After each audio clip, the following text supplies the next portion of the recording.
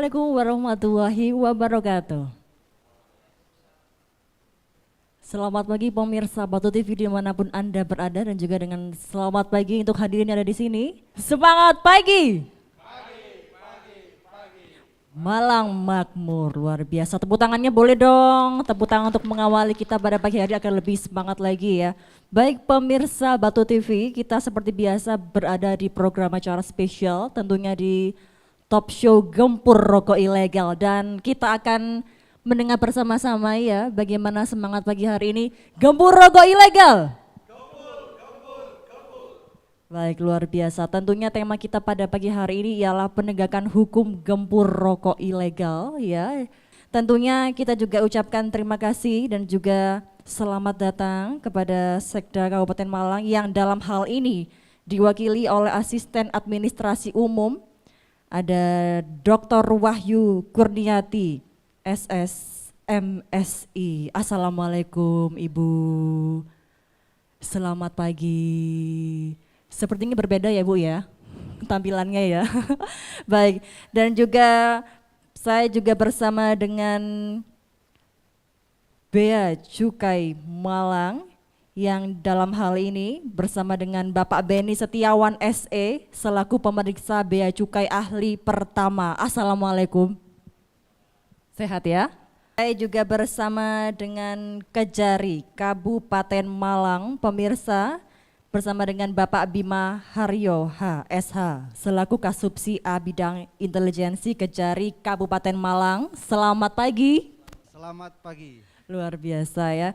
Kemudian tidak lupa bersama dengan pimpinan DPRD Kabupaten Malang ada Abah Kolik. Selamat pagi. Assalamualaikum Abah. Waalaikumsalam. Selamat pagi Mbak. Salam satu jiwa. Arema. Luar biasa pemirsa ya.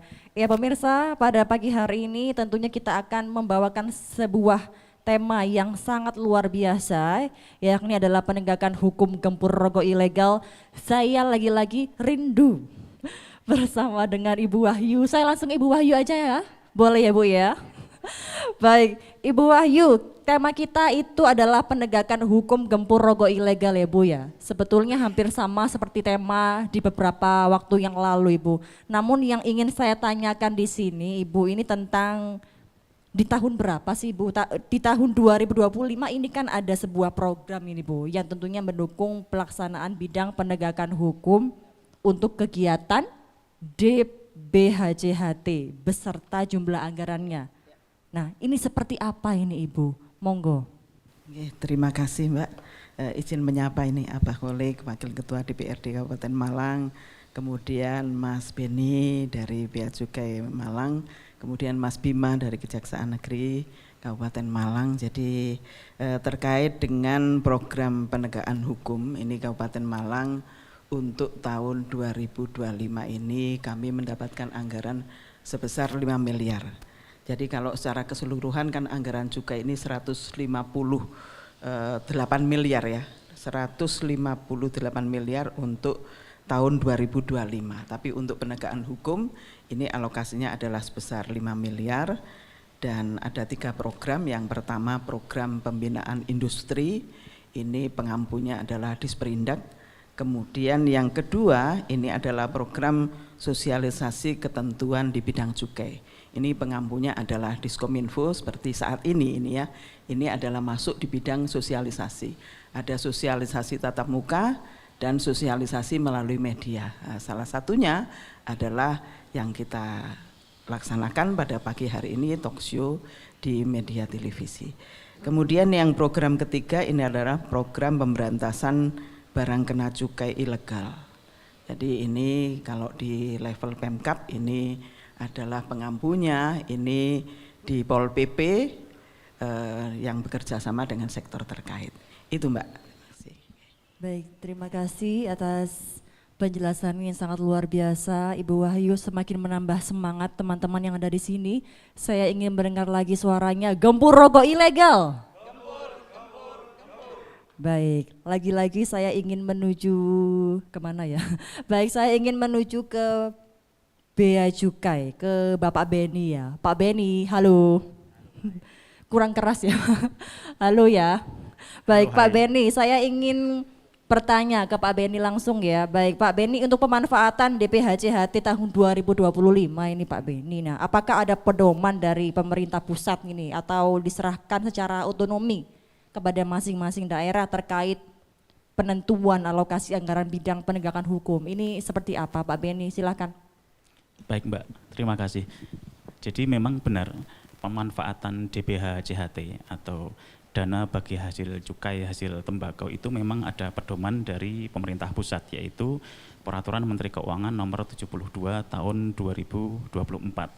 Nah, di Peraturan Menteri Keuangan tersebut diatur sebanyak 50% itu untuk kesejahteraan masyarakat.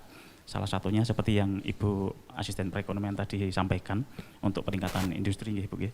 Kemudian yang 40%-nya itu untuk bidang kesehatan, termasuk bagaimana kita mensupport BPJS. Lalu untuk yang 10%-nya untuk bidang penegakan hukum, di antaranya adalah kita manfaatkan untuk sosialisasi seperti ini, sosialisasi gempur rokok ilegal, seperti itu. Kira-kira sudah berjalan berapa persen hingga bulan ini untuk sosialisasinya, untuk yang tadi Anda informasikan? Untuk sosialisasi karena ini domain dari Satpol PP, Satpol PP yang bisa menjawab lebih detail seperti itu. Oke, baik. Kemudian untuk peran Bea Cukai sendiri ini Pak Beni, untuk peran Bea Cukai ini dalam proses penentuan anggaran di bidang penegakan hukum DPH-JHT pemerintah Pemkab ini seperti apa sih Pak Beni? Monggo. Untuk penentuan anggarannya itu sudah mutlak ditentukan di kabupaten. Jadi Bea Cukai itu hanya bertugas mengumpulkan cukai di wilayah Malang Raya, karena kami wilayah kerjanya di Malang Raya. Kemudian setelah terkumpul di pusat, dibagikan ke daerah sesuai dengan ketentuan di PMK nomor 72 tadi. Untuk di Kabupaten Malang kan ada 158 miliar kalau nggak salah. Nah, 10%-nya itu untuk penegakan hukum, berarti sekitar 15 miliar. Nah, nanti yang membuat rencana kerja dan sebagainya nanti dari kabupaten, seperti itu. Terima kasih Pak Beni atas informasinya yang sangat luar biasa sekali, dan saya mau menuju ke Kejari Kabupaten Malang. Ada Bapak Bima Haryo, SH. Ini selaku Kasubsi A Bidang Intelijen Kejari Kabupaten Malang ya. Siap. Baik, Pak Bima, saya mau tanya langsung ya, ini terkait program bidang penegakan hukum untuk kegiatan DPH-JHT. Ini kira-kira bagaimana tanggapan Pak Bima ini, Kejaksaan Negeri Kabupaten Malang dalam hal ini seperti apa? Monggo Pak. Sebelumnya selamat pagi untuk rekan-rekan semuanya, kepada pemirsa Batu TV yang dimanapun berada. Mungkin ini sedikit informasi dari Kejaksaan Negeri Kabupaten Malang, bahwasanya kami selaku APH selalu mengoptimalkan atau bekerja melayani masyarakat dalam penegakan hukum. Nah, salah satu tindak pidana yang sekarang sedang marak terjadi adalah mengenai pidana cukai. Nah, dalam hal ini pidana cukai memang sebagai penyidik itu dari Bea Cukai. Jadi penyidiknya dari Bea Cukai. Setelah dianggap sudah selesai penyidikannya, maka dilimpahkan ke kejaksaan untuk dilakukan penuntutan. Nah, bagaimana cara mengoptimalisasikannya? Karena ini adalah domainnya dari Bea Cukai, jadi kami dari kejaksaan hanya bisa memonitor dari apa yang sudah dilakukan oleh Bea Cukai.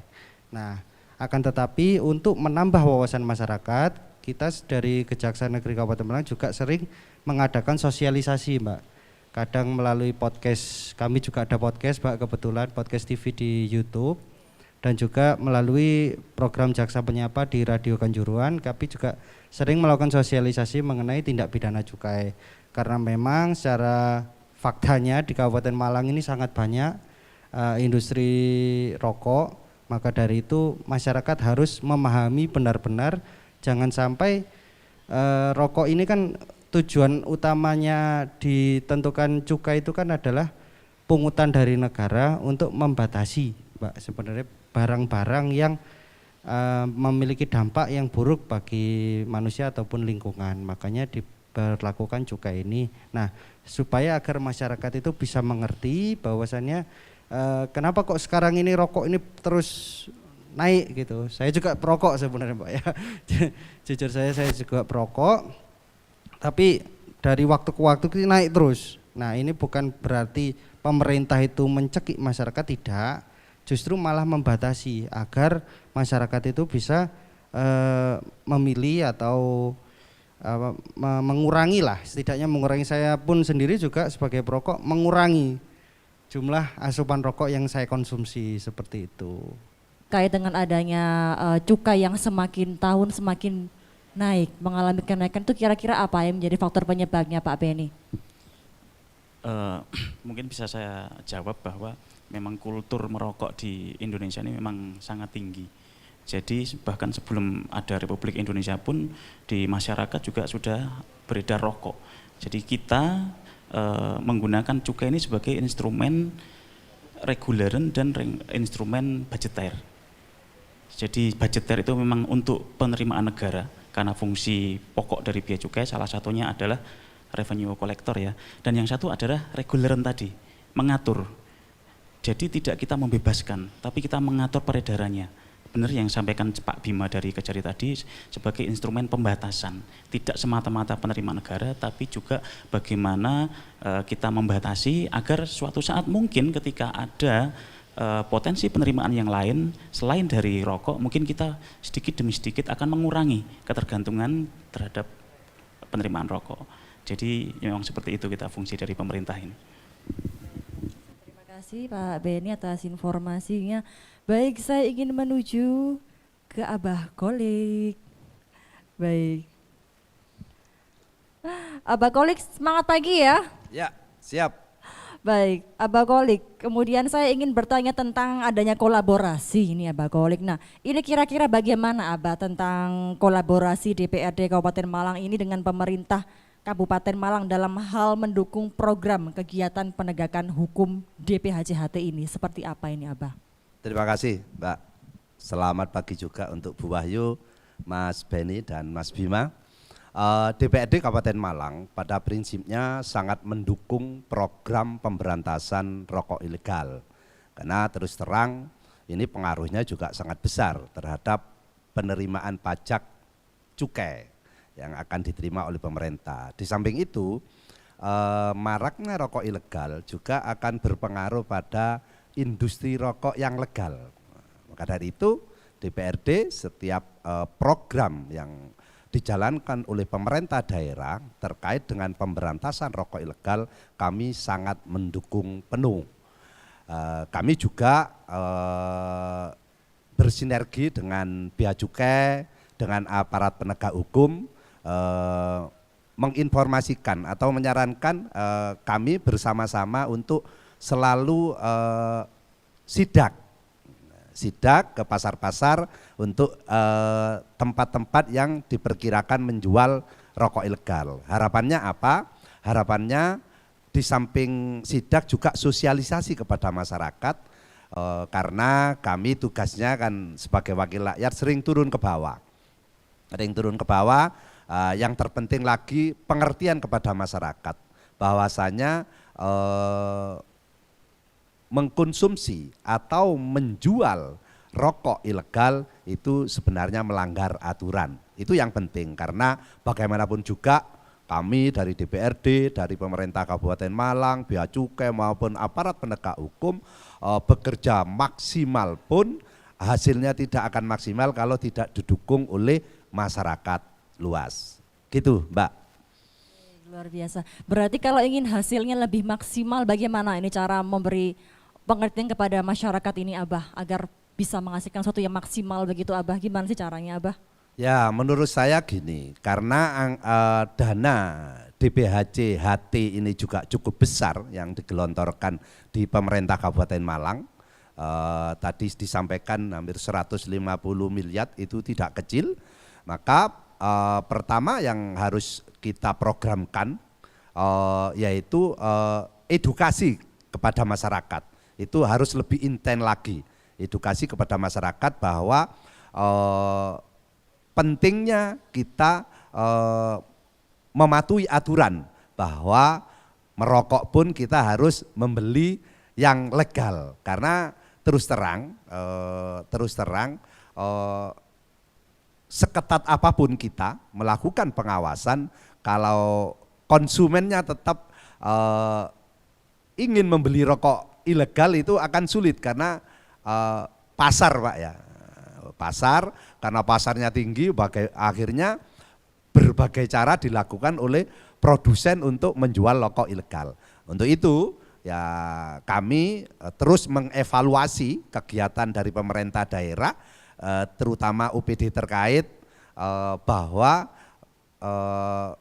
sebaiknya masyarakat kalau ingin mengkonsumsi rokok itu harusnya yang legal, karena kalau legal itu kan terus diawasi oleh dinas kesehatan, baik kandungan nikotin dan sebagainya itu diawasi. Kalau yang ilegal kan nggak tahu, tiba-tiba terus merokok yang ilegal marengono batuk, kena jantung gitu Pak Beni ya.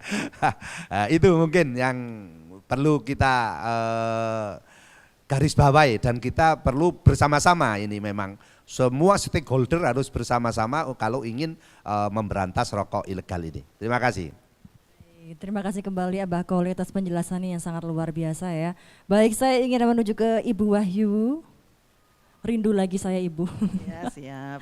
Baik, Ibu Wahyu, ini kira-kira ada berapa perangkat ini Bu? Ada berapa perangkat daerah di pemerintah kabupaten ini Bu yang mengampu kegiatan di bidang penegakan hukum ini? Silahkan Ibu. Terima kasih. Jadi kalau perangkat daerah yang mendapatkan pagu anggaran di bidang cukai atau di PHCHT ini banyak sekali ya, tapi yang menangani untuk bidang penegakan hukum ini ada 3. Yang pertama Disperindak, ini adalah kaitannya dengan pembinaan industri. Kemudian Pol PP, ini sosialisasi ketentuan di bidang cukai bersama Diskominfo.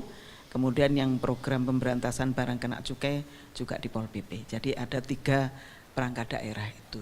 Diharapkan ini semuanya bisa bergerak bersama sehingga kegiatan penegakan hukum di bidang gembur rokok ilegal ini bisa optimal. Itu Mbak. Terima kasih. Kemudian untuk program pembinaan sendiri Bu, untuk program pembinaan industri ini ada berapa kegiatan Bu untuk mendukung pelaksanaannya? Kalau untuk program pembinaan industri ada 2 kegiatan, yaitu kegiatan pengawasan kepemilikan mesin pelinting sigaret. Ini ada 2 kali kegiatan, dan kegiatan sosialisasi bintek peraturan perundang-undangan 2 kali. Jadi untuk kegiatan ini pengawasan kepemilikan mesin pelinting ini penting untuk dilaksanakan. Jadi kita supaya mengetahui apakah mesin pelinting rokok yang dipunyai perusahaan itu sudah terdaftar atau belum. Kemudian sudah terverifikasi atau belum. Speknya seperti apa, kapasitasnya berapa, perolehannya dari mana, itulah. Itu juga dalam rangka memastikan bahwa semuanya ini legal gitu ya. Jadi kalau dengan mengetahui itu, nanti pemindah tanganannya pun misalnya mesin ini dijual kepada siapa gitu.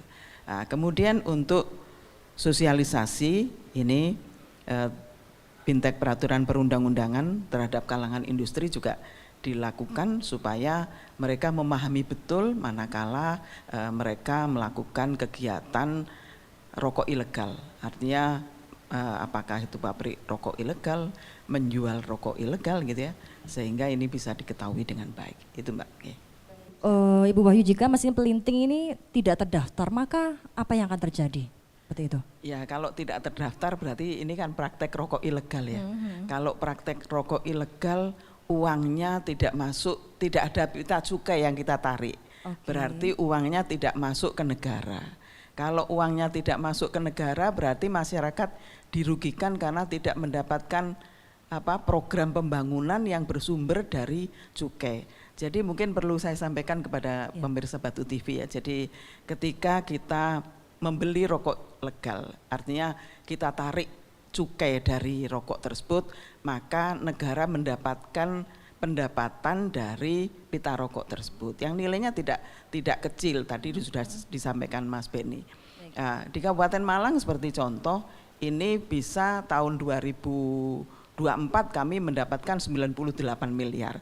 Tahun 2025 ini mendapatkan pagu anggaran DPHJHT atau dana cukai ini 158 miliar.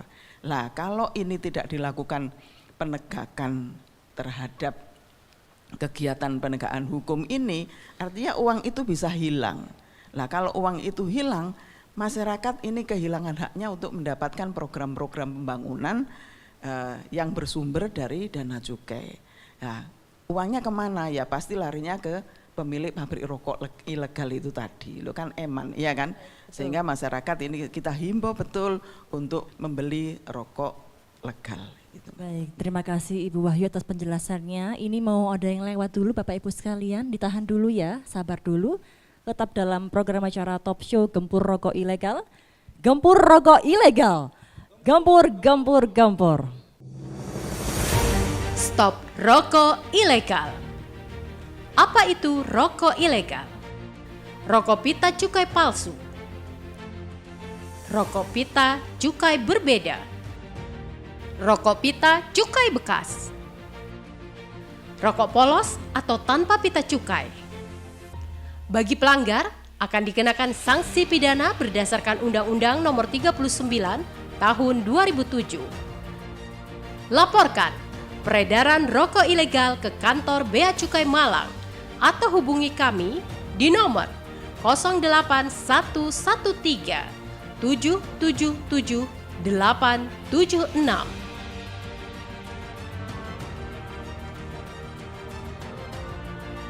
Assalamualaikum warahmatullahi wabarakatuh. Salam sejahtera untuk kita semua. Om Swastiastu, Namo Buddhaya, salam kebajikan, rahayu. Saya Bupati Malang mengajak seluruh masyarakat Kabupaten Malang, ayo bersama-sama kita berantas peredaran rokok ilegal, pita cukai palsu, pita cukai bekas, dan rokok tanpa pita cukai. Karena dengan ikut serta memberantas peredaran rokok ilegal berarti Anda turut berpartisipasi dalam program pemerintah untuk membangun Kabupaten Malang melalui manfaat dana bagi hasil cukai tembakau atau DPHJHT. Gempur rokok ilegal. Terima kasih. Wallahul muwaffiq ila aqwamit thoriq. Assalamualaikum warahmatullahi wabarakatuh. Iklan layanan masyarakat ini dipersembahkan oleh Dinas Komunikasi dan Informatika Kabupaten Malang. Baik, terima kasih Anda masih bersama kami dalam program Top Show Gempur Rokok Ilegal. Gempur, gempur, gempur. Luar biasa ya. Baik, saya ingin langsung menuju ke Ibu Wahyu kembali. Baik, Siap, Ibu Wahyu. nanti. Baik, tadi kan Ibu Wahyu mengatakan bahwa ini nantinya ada pembinaan industri sekitar 2 kegiatan, begitu kan Ibu ya. Ini untuk kegiatan pengawasan kepemilikan ini. Nah ini untuk siap. 2 kegiatan ini maksudnya 2 kegiatannya dalam waktu sebulan 2 kali atau seminggu 2 kali atau seperti apa Ibu Wahyu ini nantinya? Oke, jadi kalau di pemerintahan kegiatan tahunan Mbak, jadi kalau 2 kali berarti 2 kali per tahun. Kegiatan pembinaan industri ini ada 2 kegiatan ya. Kegiatan pengawasan kepemilikan mesin itu 2 kali per tahun, kemudian kegiatan sosialisasi atau bintek terhadap peraturan perundang-undangan juga sama 2 kali per tahun. Ya, jadi biasanya kita laksanakan di semester 1 1 kali, kemudian di semester 2 1 kali. Biasanya seperti itu. Oke, itu Mbak Anti. Oke. Baik, Ibu Wahyu, kemudian untuk program sosialisasi ini Bu, di Oke. ketentuan di bidang Siap. cukai, ini ada berapa kegiatan Ibu untuk mendukung pelaksanaannya ini Bu? Kalau kegiatan sosialisasi ini sebetulnya banyak. Jadi kami punya kegiatan sosialisasi tatap muka dan sosialisasi media melalui televisi ya. Jadi kita ada kayak dengan Batu TV ini mungkin 4 kali per tahun ya, saya lupa ini. Kemudian ada kegiatan kita di podcast di RRI. Kemudian ada kegiatan melalui ini media cetak dan media online.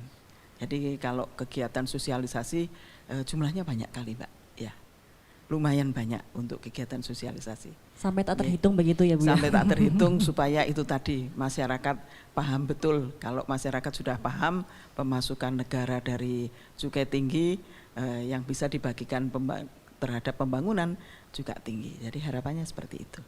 Baik, luar biasa. Terima kasih Ibu Wahyu. Baik, saya ingin menuju ke Pak Beni Setiawan. Baik, Pak Beni, kemudian ini untuk program penegakan hukum ini Pak, bagaimana sih Pak keterlibatan Bea Cukai Malang dalam pelaksanaannya seperti apa? Pak Beni silakan. Baik, makasih Mbak. Jadi memang di dalam Undang-Undang 37 tahun Undang-Undang 39 tahun 2007 tentang perubahan Undang-Undang Cukai itu memang yang berwenang untuk melaksanakan pelayanan, pengawasan, diantaranya penindakan dan penyidikan adalah Direktorat Jenderal Bea dan Cukai. Namun kami di lapangan tidak mungkin bisa bergerak sendiri. Kami memerlukan partner, kami memerlukan mitra.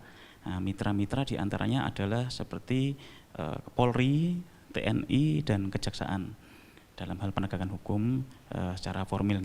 Nah, di samping itu kami juga bersinergi dengan kabupaten, pemerintah daerah, seperti Satpol PP, seperti yang disampaikan oleh Bu Wahyu tadi. Nah, sinergi kami dengan pemerintah daerah itu diantaranya misalkan pengumpulan informasi. Di Bea Cukai Malang, jumlah pegawai Bea Cukai itu hanya sekitar 100-an saja. Untuk mengawasi 3 wilayah kerja kami, yaitu Kabupaten, Kota Malang dan Kota Batu, itu sangat tidak mungkin. Akhirnya kami harus bersinergi dengan Satpol PP yang SDM-nya cukup banyak, Bu. Bisa tersedialah di setiap kecamatan. Nah, itulah yang kami manfaatkan untuk proses pengumpulan informasi. Yang kedua adalah pendataan tempat pengangkutan hasil tembakau, ekspedisi jasa titipan. Karena memang mereka urat nadi dari pengiriman barang, diantaranya rokok ilegal. Dan modusnya itu selalu berevolusi setiap saat. Ada yang dulu itu ya hanya dikirimkan kotakan, ternyata masih bau, terdetek oleh aparat. Sekarang dikasih zat tertentu sehingga tidak bau lagi, atau dikemas dengan seolah-olah itu bukan kemasan rokok tapi kemasan barang lain. Nah, itu kita mendapatkan data-data diantara juga dari Satpol PP. Lalu Satpol PP juga menginformasikan adanya indikasi pelanggaran cukai lainnya. Karena apa ya, seperti tadi saya sampaikan adanya evolusi pelanggaran cukai tadi. Yang kedua adalah operasi bersama BKC ilegal, kita menyebutnya OPSGAP atau operasi gabungan. Iya, ada unsur bea cukai, ada unsur dari Satpol PP, kemudian dari aparat penegak hukum lain seperti Polri dan Kejaksaan, dan jika diperlukan ada unsur TNI juga sebagai pemangku wilayah. Yang terakhir adalah penyediaan sarana. Jadi terima kasih kepada pemerintah kabupaten karena pemerintah kabupaten sudah membelikan X-ray, Mbak, X-ray portable. Ini nggak banyak di Indonesia ini. Mungkin inisiatif dari Pemkab Kabupaten ini harus diapresiasi karena dengan adanya X-ray portable itu yang dipinjam pakaikan kepada Bea Cukai Malang lebih menambah efisiensi kami, Mbak. Karena kalau kita istilahnya kita mentarget operasi suatu lokasi, misalkan PJT, jasa titipan, kalau informasinya belum A1 kita nggak bisa asal membuka. Nanti pasti akan ada komplain dari pengguna jasa mereka. Akhirnya dengan adanya alat tersebut, kita nggak perlu membuka, tinggal kita jalankan aja di atasnya udah kelihatan. Dari citra image-nya itu udah kelihatan bahwa itu berbentuk rokok, seperti itu. Baik, terima kasih Pak Beni. Pak Beni, saya ingin kembali bertanya tentang evolusi pelanggaran itu ya. Itu apakah sudah sangat sering ketika Bapak pengen dengan teman-teman memantau begitu, kira-kira seberapa sering sih adanya evolusi pelanggaran itu? Pelanggaran itu selalu berubah dari waktu ke waktu, Mbak. Misalkan dahulu hanya dikirim pakai truk saja, atau dikirim lewat PJT. Ada evolusi pengemasan, menghilangkan bau. Lalu di pengiriman misalkan dengan menggunakan sarana pengangkut tertentu, truk atau mobil penumpang, itu disamarkan, dimasukkan ke dalam mebel misalkan. Jadi dari luar itu seperti truk atau pick up pengangkut mebel, seperti lemari-lemari biasa. Begitu ya? Iya. Tapi ketika kita buka ternyata di situ isinya ya hanya rokok saja gitu. Memang niat untuk disamarkan di situ atau kamuflase. Jadi memang dari waktu ke waktu itu selalu berubah. Bahkan terakhir di wilayah lain itu ada yang disamarkan dimasukkan ke ambulans, Mbak. Seolah-olah membawa orang sakit. Oke. Gitu. Tapi kan kenapa bisa sampai seperti itu ya ini Pak Beni ya, kok bisa sampai terkecoh begitu, sampai tidak tahu kok bisa sampai menggunakan fasilitas umum begitu. evolusi itu. Begitu. Jadi memang yang namanya kejahatan itu biasanya selalu selangkah lebih maju, Mbak. Dan tugas kami di sini baik dari unsur Satpol PP, dari Bea Cukai, dari Kejaksaan adalah mengejar secepat mungkin. Jangan sampai tertinggal terlalu jauh karena akan selalu berubah. Begitu. Berarti trennya maksudnya akan selalu berubah-ubah begitu ya untuk oknum-oknum yang ingin berbuat curang begitu ya Pak Beni ya. Betul. Baik, bagaimana sih caranya untuk pihak Bea Cukai mengetahui oknum-oknum nakal itu nantinya akan mengubah trennya dan mengubah terus-menerus seperti itu? Bagaimana para Bea Cukai untuk membacanya begitu? Baik Mbak, jadi di dalam penegakan hukum di Bea Cukai itu ada 3 ya. Yang pertama dari unsur intelijen, yang kedua dari unsur penindakan, yang ketiga dari unsur penyidikan. Ini kita pandang 3 unit itu sebagai sebuah siklus yang tak terputus. Dari intelijen itu ya membangun hubungan dengan instansi terkait, membangun hubungan dengan para informan, kemudian memetakan masyarakat dan sebagainya sehingga intelijen mengetahui kondisi yang di lapangan itu terjadi saat ini seperti apa. Nah, setelah dikumpulkan menjadi info intelijen yang A1 yang G2 itu akan di-input kepada unit penindakan. Nah, penindakan akan memformulasikan bagaimana penindakan yang humanis, bagaimana penindakan yang mempertimbangkan manajemen risiko. Jadi tidak asal geprek, tidak asal keprok, tidak asal gempur saja gitu, tetap ada strateginya.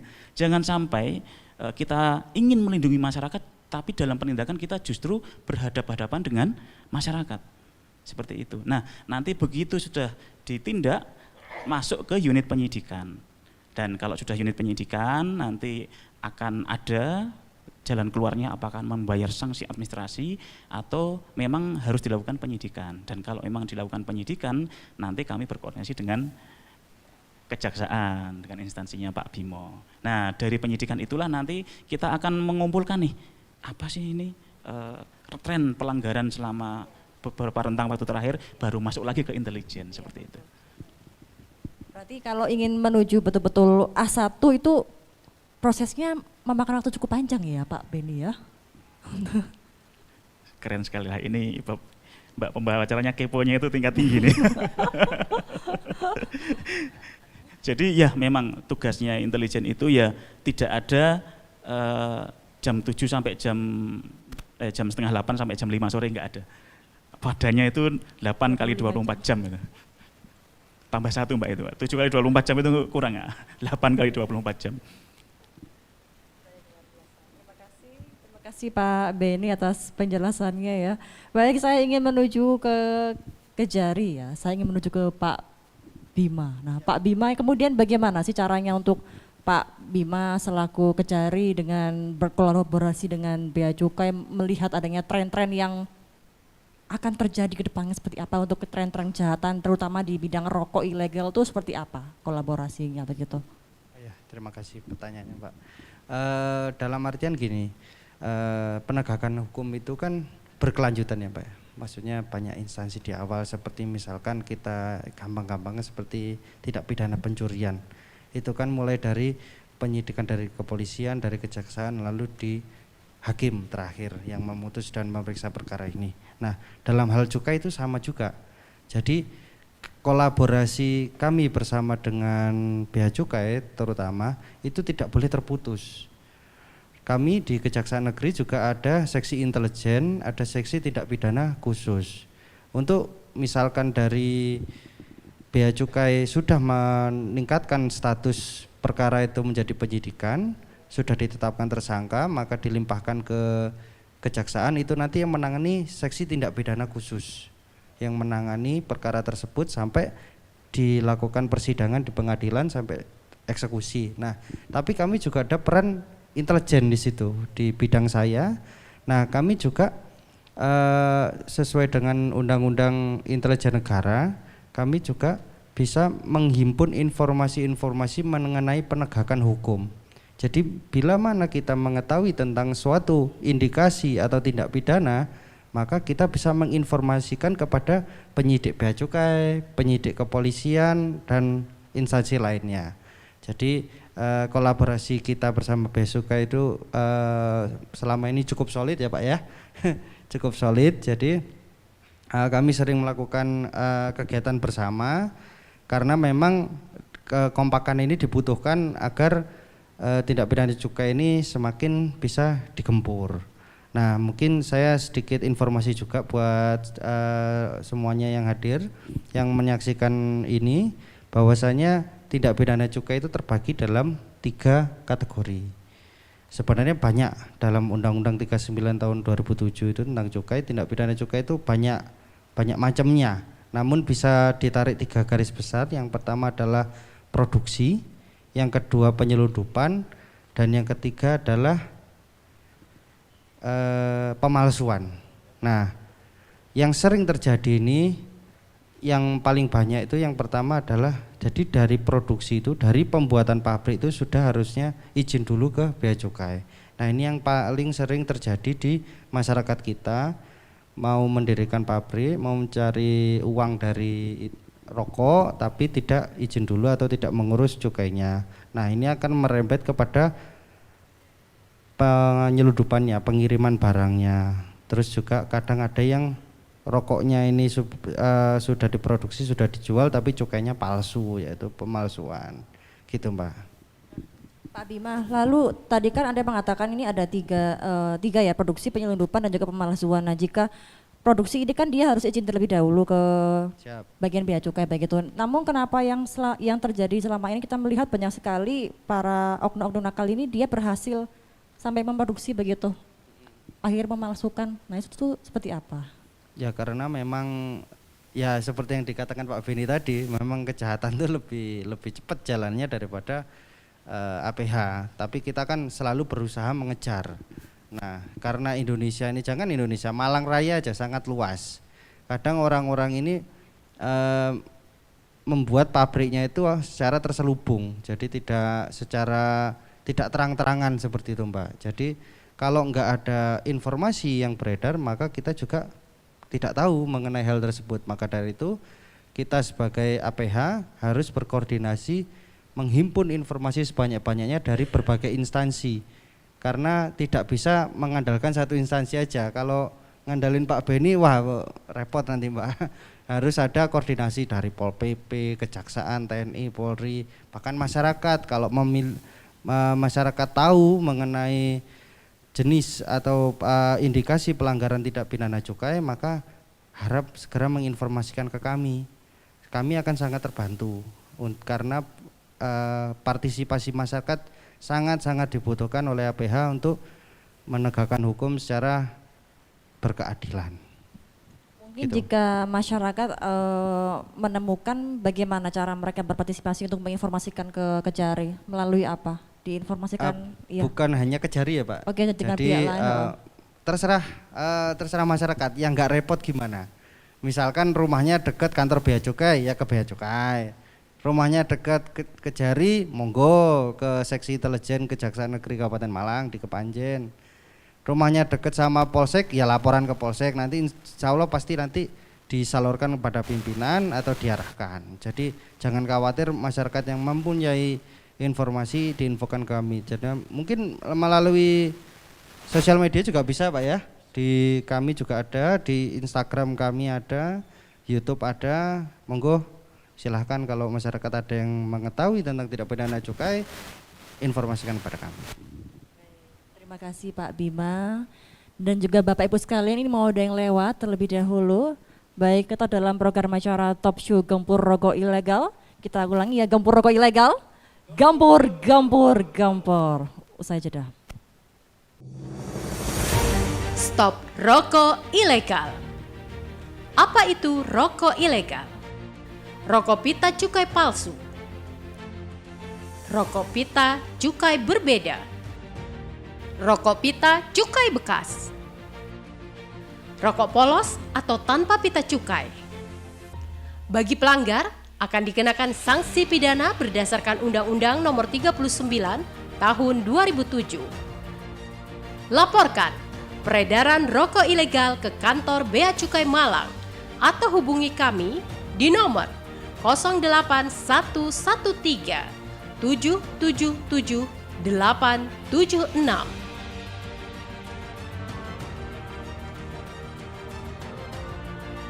Assalamualaikum warahmatullahi wabarakatuh. Salam sejahtera untuk kita semua. Om Swastiastu, Namo Buddhaya, salam kebajikan, rahayu.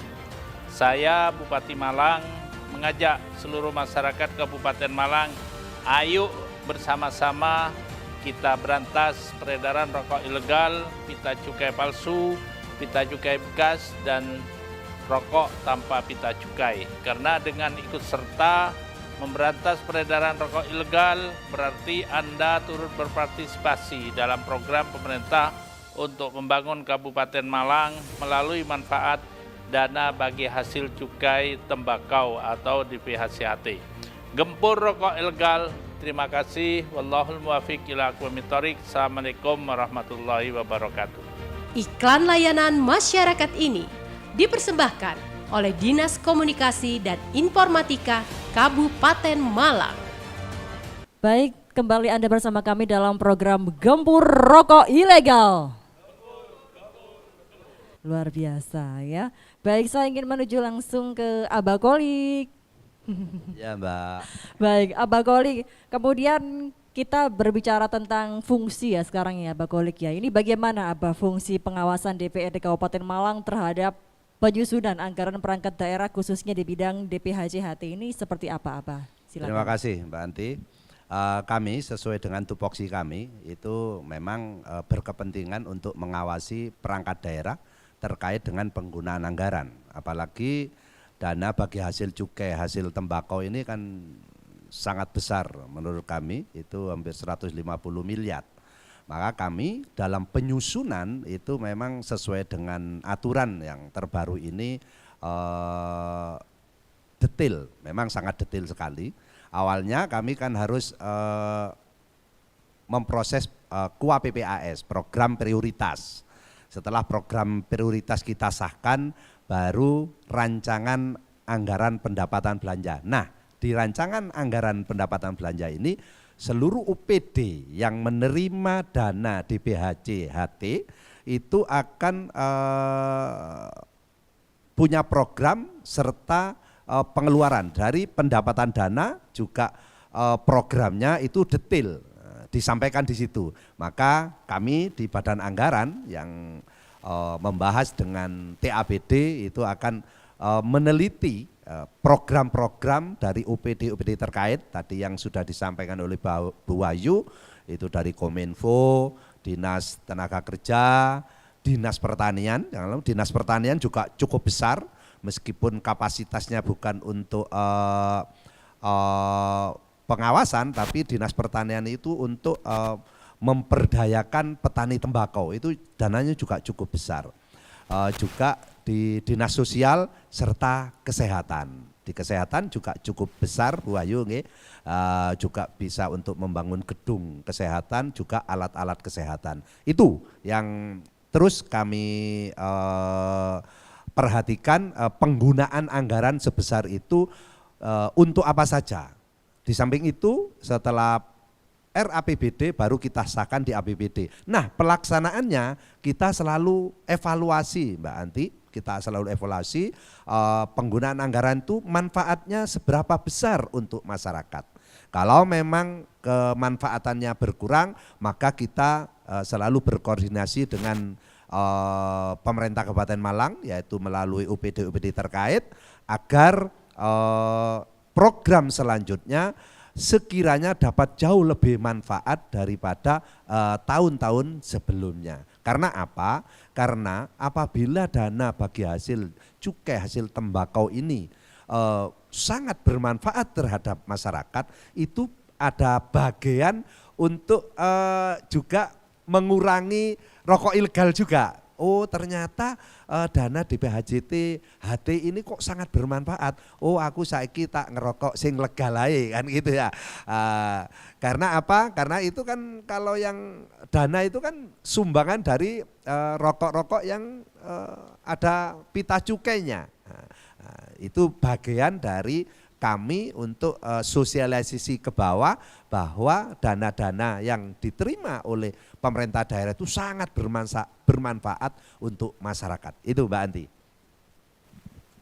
Baik, terima kasih Abah Kholik atas penjelasannya yang luar biasa ya. Baik, saya ingin menuju ke Pak Beni kembali ya. Baik, Pak Beni Setiawan. Nah, Pak Beni, tadi kan Anda mengatakan bahwa untuk mendeteksi adanya seperti barang yang curang begitu, yaitu menggunakan alat exportable begitu. Ini betul ya penyebutannya ya? X-ray portable. Exportable, begitulah. X-ray. Pokoknya begitulah portable. pemirsa ya. Agak rumit ya. Baik, itu sejenis seperti alat sensor begitu atau bagaimana? Ya, mirip seperti kalau misalkan kita di rumah sakit gitu ya. Jadi kita tinggal berdiri saja terus nanti di sinar X kan sudah kelihatan tuh apa namanya organ internal kita seperti apa gitu. Sama. Jadi meskipun kita hanya meletakkan alat itu di atasnya, kotak itu nggak perlu dibuka ya sudah. Di dalamnya itu kalau sudah citranya citra rokok ya, pasti sudah A1 itu rokok ilegal. Gitu. Oke. Plus minusnya apa itu? Plusnya kami sangat terbantu sekali, penindakannya sangat efisien. Minusnya mungkin kurang satu lagi ya. Alias kurang banyak berarti ya. Baik. Nah, Pak Beni, tadi kan juga ada itu ya, evolusi dan juga OPSCAP begitu. Itu seperti apa itu? Program begitu atau bagaimana itu untuk OPSCAP ini? Jadi OPSCAP itu hanya istilah saja. Kita menggunakan istilahnya itu operasi gabungan. Operasi gabungan antara kami dan instansi terkait yang sudah saya sebutkan tadi. Nanti kita ke lokasi-lokasi yang di situ diduga ada konsentrasi rokok ilegal yang besar beredar di situ. Jadi ya salah satunya informasi dari teman-teman Satpol PP juga. Mereka dan kami sudah bersinergi dengan namanya aplikasi Sirolek, Sistem Informasi Rokok Ilegal. Jadi selalu ada laporan dari Satpol PP, hampir tiap hari selalu ada gitu. Jadi kita juga melihat, oh ini di daerah mana sedang beredar rokok ilegal merek apa gitu, kita bisa tahu real time seperti itu. Nah pada saat di penindakan, pada saat operasi gabungan kita ya tinggal melaksanakan saja sesuai dengan program yang kita sepakati bersama. Baik, berarti Sirolek itu bisa diakses oleh orang lain juga, maksudnya seperti Kejari, kemudian Pemkab Malang Kabupaten juga bisa? Atau hanya dengan Pemkab Mawon ya Bu, dan Bea Cukai saja. Iya. Intinya seperti itu berarti ya Pak Beni ya. Baik, saya ingin langsung menuju ke, lagi-lagi saya rindu. Baik, kepada Ibu Wahyu. Oke, siap. Baik, Ibu Wahyu. Oke. Saya ingin bertanya tentang ini Bu, untuk program pemberantasan barang kena cukai ini Bu Wahyu. Oke, siap. Nanti. Nah, untuk program pemberantasan barang kena cukai ilegal ini ada berapa kegiatan Ibu untuk mendukung pelaksanaannya? Oke, terima kasih Mbak Anti. Jadi untuk program pemberantasan barang cukai ini kita ada 3 kegiatan.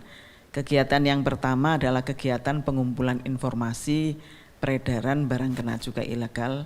Ini sebagaimana yang disampaikan oleh Mas Bima tadi, ya, jadi pengumpulan informasi.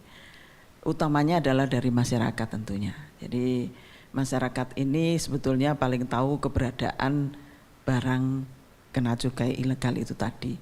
Apakah itu rokok ya, ini kita spesifik pada rokok ilegal, tapi juga ada miras ilegal. Nah, untuk rokok ilegal ini kan itu tadi ya, semua orang sekarang ini sudah bawa HP ya, semua orang punya sosmed ya, sehingga saya yakin masyarakat ini akan lebih mudah untuk memberikan informasi kepada siapapun yang berkepentingan di sini, kepada kejaksaan, Bea Cukai, Pemda, kepada DPRD, itu melalui platform-platform masing-masing.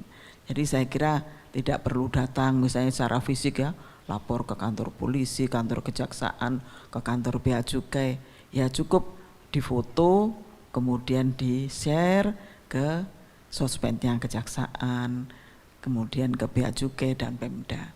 Saya kira aktivitas rokok ilegal ini kan akan mudah diketahui itu ya, karena aktivitasnya jelas, ada mobil keluar masuk, ada karyawan, jadi kalau ini tidak diketahui rasanya kok nggak mungkin ya. Nah, jadi ini yang kita harapkan dari masyarakat. Kemudian yang kedua ini program operasi bersama pemberantasan barang kena cukai ilegal itu tadi, ya, sebagaimana disampaikan Mas Beni, operasi gabungan ya, terus kemudian juga operasi-operasi yang dilakukan apa itu ya, ini mungkin masing-masing individu, tapi apakah itu Bea Cukai sendiri, Pol PP sendiri, tapi kami sering melakukan operasi gabungan, termasuk dengan TNI, Polri dan Kejaksaan. Kemudian yang ketiga adalah peningkatan kapasitas pelaksana kegiatan PKJ ilegal atau barang kena cukai ilegal. Jadi ini adalah peningkatan kapasitas pelaksananya. Jadi dari Pol PP, dari kemudian Bea Cukai, Kejaksaan dan sebagainya, ini harus dilakukan bimbingan teknis misalnya, sosialisasi misalnya, sehingga mereka selaku pelaksana gempur rokok ilegal ini mengetahui betul rokok ilegal itu bagaimana sih. Nanti pelaksananya turun tapi nggak paham gempur rokok ilegal tapi nggak tahu rokok ilegal itu yang bagaimana. Terus kemudian melakukan pendekatan kepada objek di bawah ya, jangan sampai ada benturan. Ini pendekatan persuasif itu bagaimana.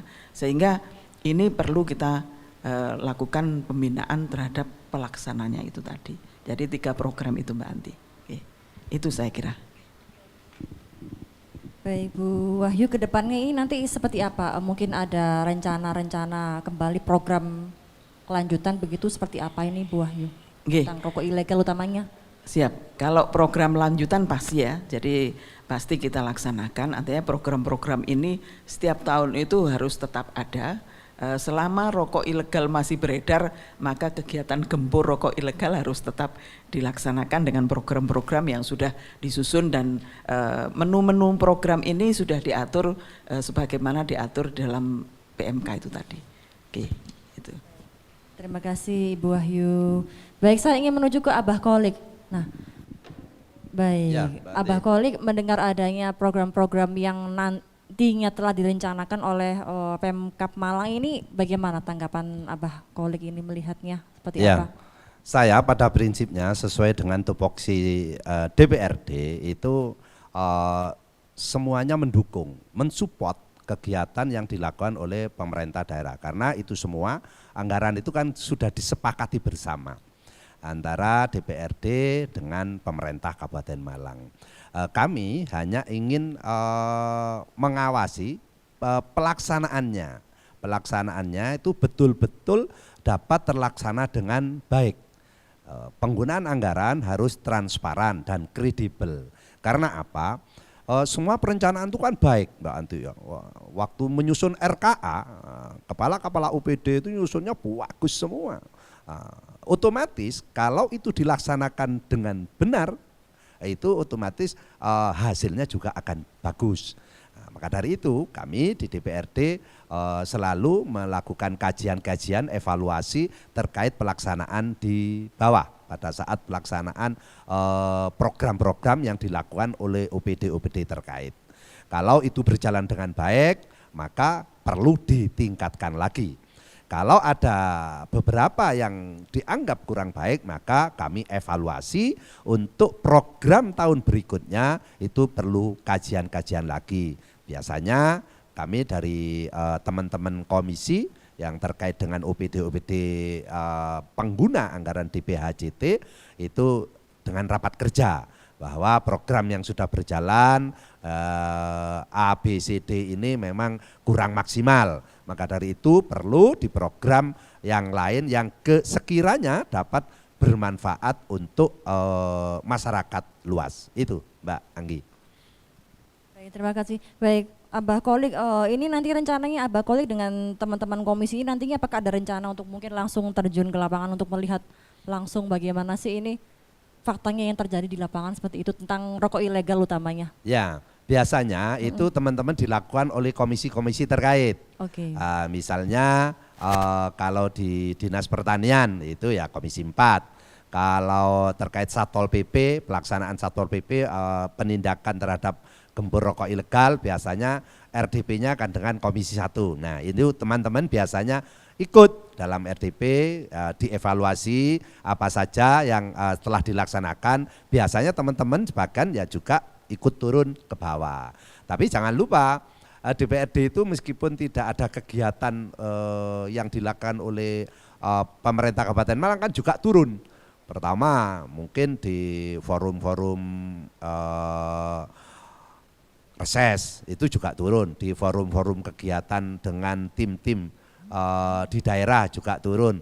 Terakhir juga mungkin yang banyak di FGD, kami juga melakukan turun ke bawah ke desa-desa. Nah, maka materi-materi yang kami sampaikan juga terkait juga dengan program-program, sebagian memang program-program terhadap rokok ilegal.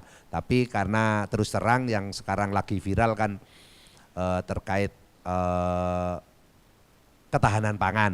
Tadi kami turun ke bawah itu sekarang sedang giat-giatnya terkait dengan ketahanan pangan, di mana 20% anggaran untuk BUMDes, belum lagi dana desa akan dipakai oleh Koperasi Merah Putih. Nah, kami kan mengikuti tren, Mbak, mengikuti tren apa yang berkembang sekarang. Karena masyarakat itu kan kepo juga, bukan seperti Pak hostnya Mas Bima. Masyarakat juga kepo kalau ada program dari pusat, Pak ini kok sekarang begini-begini. Apalagi yang terimbas juga. Sekarang kepala desa itu sering menemui kami terkait dengan program pemerintah pusat, karena mereka nanti akan tidak punya uang karena uangnya sudah dipakai masyarakat langsung melalui Koperasi Merah Putih maupun BUMDes. Itu Mbak Anti. Baik, terima kasih atas penjelasannya sangat luar biasa Abah Golik. Baik Bapak Ibu sekalian, ini tidak terasa kita ada di penghujung acara, namun terlebih dahulu saya ingin mendengar sepatah dua patah mungkin pesan dan kesan dan juga harapan ke depannya seperti apa. Silahkan Ibu Wahyu terlebih dahulu, monggo Ibu. Oke, izin Mbak Anti ya. Ini pesan kepada masyarakat melalui pemirsa Batu TV ini, terima kasih atas partisipasinya di dalam memberikan informasi adanya peredaran rokok ilegal di masyarakat, dan kami terus memohon partisipasi semuanya masyarakat Kabupaten Malang, ayo kita gempur rokok ilegal. Terima kasih, saya kira itu. Assalamualaikum warahmatullahi wabarakatuh. Waalaikumsalam warahmatullahi wabarakatuh. Baik, untuk selanjutnya kepada Bea Cukai Malang, boleh diinformasikan untuk harapan ke depannya seperti apa, monggo. Siap, terima kasih. Jadi kami dari Bea Cukai mengharapkan peran serta dari masyarakat, baik dari produsen, pedagang, jasa pengiriman, konsumen atau setiap orang yang mengetahui rokok ilegal. Jadi untuk produsen kami harap tidak membuat rokok secara ilegal. Kalau memang sudah mempunyai niat untuk memproduksi rokok sebagai sebuah bisnis yang menjanjikan, silahkan mengurus perizinan di Bea Cukai setelah sebelumnya menyelesaikan perizinan di pemerintah daerah terkait. Gampang kok, tidak ada biaya sama sekali. Kemudian untuk pedagang kami himbau juga jangan menjual rokok ilegal. Untuk jasa pengiriman juga jangan mengirimkan rokok ilegal. Kalau ada indikasi kok ternyata ini barang yang dikirimkan dicurigai rokok ilegal, bisa melaporkan kepada kantor Bea Cukai Malang. Dan untuk konsumen ini juga yang paling utama, karena bagaimanapun rokok ilegal beredar sebanyak apapun, kalau tidak dibeli oleh konsumen ya nggak laku, kan seperti itu. Jadi jangan membeli rokok ilegal. Kalau bapak-bapak, ibu-ibu membeli rokok legal, seandainya pun ada masalah di kemudian hari kesehatan, ya naudzubillah min dzalik ya, itu bisa menuntut atau menggugat kepada pabrik, karena pabrik itu pasti tertera di kemasan. Tapi kalau rokok ilegal tidak mungkin, sampai lebaran kucing pun nggak mungkin ada pabrik ilegal mencantumkan nama produsennya di kemasan.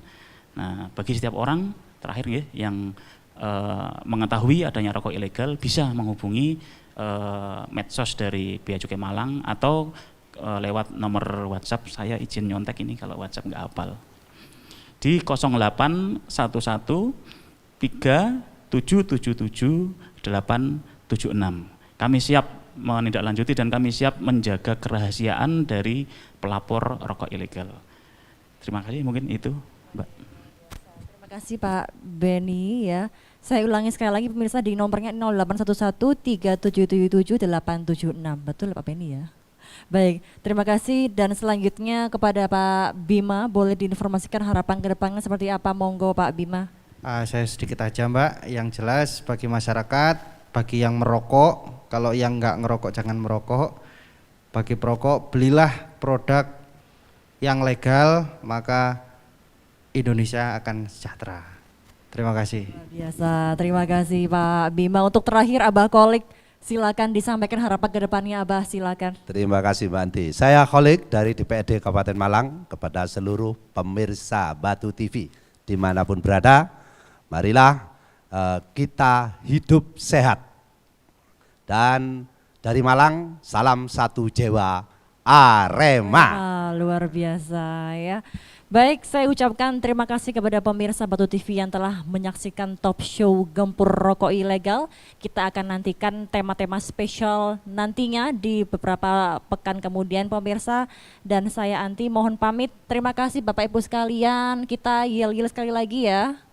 Baik, Gempur Rokok Ilegal. Gempur, gempur, gempur. Sampai jumpa.